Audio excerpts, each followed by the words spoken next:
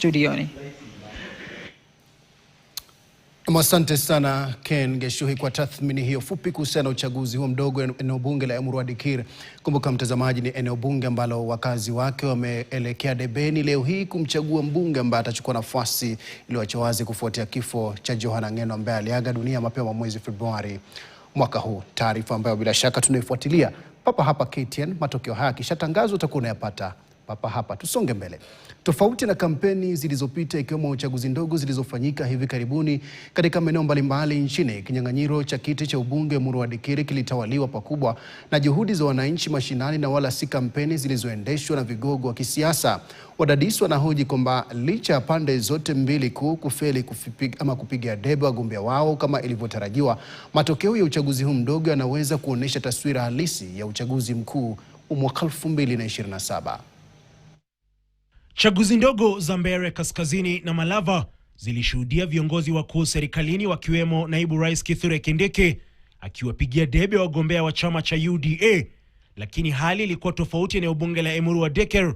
Viongozi wa ngazi za juu sio tu serikalini bali pia upinzani wakikosa kushiriki kampeni hizo. Swali kuu ni iweje vyama hivi vikasusia kampeni hizi muhimu?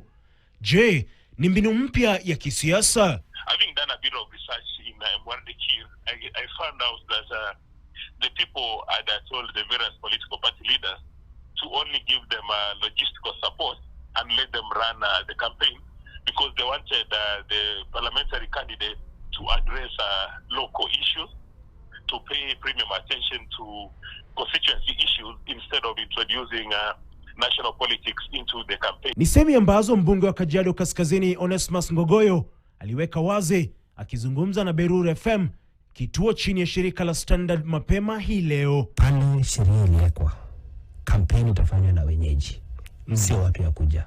Hii ya kina Faruk Kibet wakae kwao, Aaron Cheriot akae kwao. Upinzani ulisisitiza kuwa ushindi wa UDA katika chaguzi ndogo zilizopita ni kutokana na matumizi ya nguvu kupita kiasi na kuhongwa kwa wapiga kura. Licha ya ukosefu wa kampeni za vishindo, mdadisi wa masuala ya siasa Dismas Mokua anahoji kuwa bado kinyang'anyiro hicho ni baina ya Rais Ruto na Gachagua. All said and done, it will still remain a race between the party leaders, because majority of Kenyans really do not care to know the names of the parliamentary candidate, but they're interested in the UDA candidate, and they're also interested in the DCP candidates. And this by-election will have significant consequences depending on the outcome. Tofauti na maeneo mengine na chaguzi ndogo zilizopita, Emurua Dikirr ilishuhudia idadi kubwa ya kina mama wakiwa mstari wa mbele, hii ikikisiwa kama njia mbadala ya kampeni. Ila Dismas Mokua anahoji kuwa huenda isiwe mbinu ya kutegemea pakubwa na wawaniaji kwenye uchaguzi mkuu mwaka ujao. So it's really a cocktail of many variables that would affect the political outcomes. So it may not be prudent for one to use the campaign architecture in one upcountry constituency, so as to use that one to inform the overall campaigns in 2027. Ian Keitani, runinga ya KTN, Nairobi.